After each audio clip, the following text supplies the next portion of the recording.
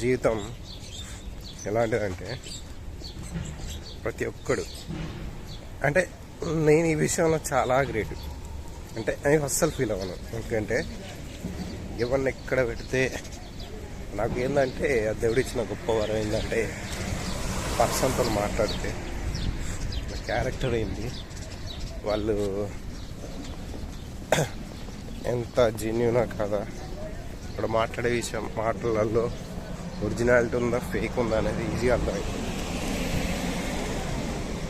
కొందరు ఏంటంటే నమ్ముతాం కాబట్టి సెలెక్ట్ తెలుస్తుంది, నమ్మకుండా నార్మల్గా మాట్లాడతాం కదా, అలాంటప్పుడు తెలిసిపోద్ది అన్నట్టు వాడు ఎంత మనసులో మంచి అంటే ప్యూర్గా మాట్లాడుతుండా లేకుంటే మనసులో ఏదో పెట్టుకొని మాట్లాడుతుండా అనేది అర్థమైపోద్ది నాకు. అది ఈ విషయంలో మాత్రం నాకు అందుకే నేను ఎవరితో ఎందుకు క్లోజ్గా ఉన్నానంటే అదే మీ విషయం. చాలా రేర్ పర్సన్స్ వాళ్ళతో నేను క్లోజ్గా ఉంటా. అలా అని అందరితో ఈ విషయం అని ఎవరితో చెప్పుకో, చెప్తే మా డాడీతో తప్ప ఇంకెవరితో చెప్పను ఎక్కువ. సో ఎందుకు అంటే మనుషుల విధానాలు ఎట్లుంటాయంటే మనం చెప్పే ప్రతి మాట కూడా మనకి ఎంటర్టైన్మెంట్ అవుతుంది.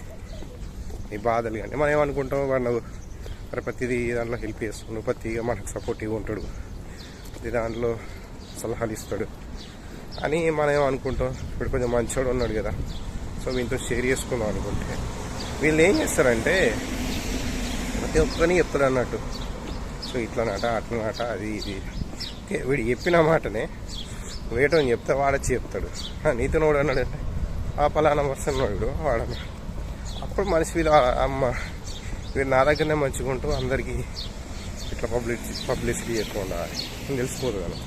అంటే ఇది ఇలాంటి పర్సన్ల గురించి చాలా లేట్ తెలుసుకొని బాధపడతాం.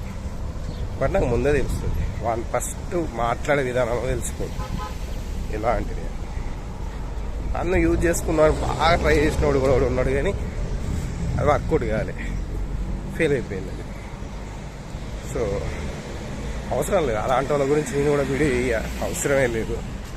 ఇంత చీప్ వాళ్ళ గురించి నేను వీడియో చేసి నా ఛానల్లో పెట్టే అర్హత కూడా లేదు.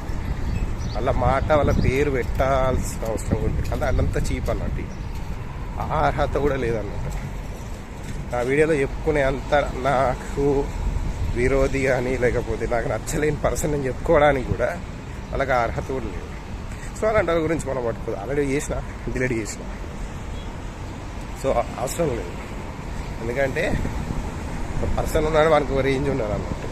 అంత కింది స్థాయి మనం కింది స్థాయి అంటే డబ్బులో బట్టి ఇంకేమో బట్టి కాదు, గుణం బట్టి, క్యారెక్టర్ బట్టి. సో నేను చూసేది అదే, ఎవరి దాంట్లో చూసేది అదే. సో పర్టికులర్గా దానికంటూ ఉంటుంది అన్నట్టు. సో అంతకన్నా నీచంగా ఉన్నవానికి మనం నా వీడియోలలో పెట్టుకుని వాడు ఇట్లా ఉంటాడు అది ఇది అని చెప్పడం కన్నా సైలెంట్ కూడా బెటర్ కదా. సో ఎందుకు ఇదంతా చెప్తున్నాం అంటే మా ఫ్యామిలీలో ప్రతి ఒక్కరికి తెలిసిపోయింది అన్నట్టు. వాళ్ళ గురించి ఏంటంటే అందరు మనోళ్ళే కదా అనుకుంటారు. బట్ ఇప్పుడు వాళ్ళకి ప్రతి తెలిసిపోయింది, ఎవరి క్యారెక్టర్ ఏంటిది, ఎలా ఉంటారు అనేది ఇప్పుడు మొత్తం క్లియర్ కట్ తెలిసిపోయింది. సో అప్పుడు నాకేమనిపించింది, ఇప్పటికైనా మీరు తెలుసుకున్నారు తప్ప అని అనుకుంటున్నాను. ఎందుకంటే మనుషులు అనేటోళ్ళు డబ్బులు ఉంటేనే దగ్గరికి వస్తాడు. డబ్బులు ఒక్కసారి లేవు అంటే ఎవరు రాడు.